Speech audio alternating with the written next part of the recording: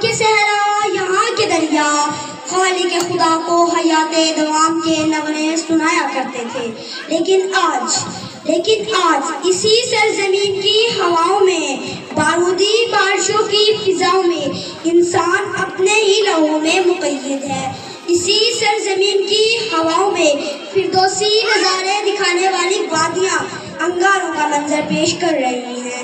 اسی سرزمین کی ہواؤں میں مفلس بھوک سے بلبلاتے ہیں اور امیروں کے کتے بھی عیاشی کر رہے ہیں۔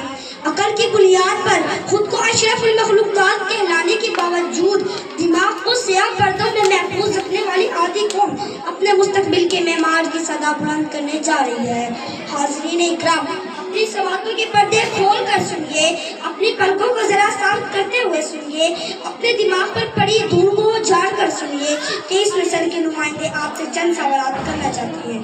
وہ سوال جو میری عمر کا ہر بچہ آپ سے یا اپنے ہر بڑے سے کرنا چاہتا ہے، وہ سوال کہ جس کا جواب ڈھونڈتے ڈھونڈتے کئی نسلیں اپنی خودی کو اپنے ہی ہاتھوں ذبح کر کے یا تو خاموش ہو گئی یا پھر منو مٹی تلے جا بسی، مگر ایک چھوٹا سا پیغام دے گئی: جس قوم کے بچے ہوں خوددار ہنرمند، جس قوم کے بچے ہوں خوددار ہنرمند، اس قوم سے تاریخ پہ معمار نہ مانگو۔ جناب صدر، میرا سوال یہ ہے، ایک ہی ملک میں پیدا ہونے والے بچوں کے ساتھ رنگ برنگے کھلواڑ کیوں؟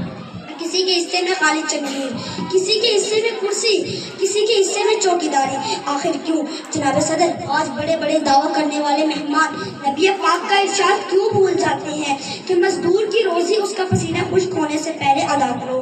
جناب صدر، آج مزدور کی انتہا محنت کے باوجود اس کے بچے 2 وقت کی روٹی کو ترس رہے ہیں۔ جناب صدر، میرا سوال آج مزدور کے مطابق ہے۔ ایسے میں میں شعر کہنے پر مجبور ہوں کہ سرخ چمنی نے راز یہ بتلایا ہے، خون جلتا ہے دراصل کارخانوں میں۔ جناب صدر، اس سے بڑھ کر ظلم یہ ہے، غریبوں کے بچوں کو زنجیروں میں جکڑ دیا جاتا ہے۔ میں یہ پوچھتا ہوں کہ کیوں؟ یہ نہیں بلکہ اینٹوں کے بھٹوں، چائے کے ہوٹلوں اور کارخانوں کے شیشے صاف کرنے پر مجبور کر دیا جاتا ہے، مگر کیوں؟ ان ستمگروں کو ان معصوم بچوں کے چہرے پر لکھا کیوں نظر نہیں آتا؟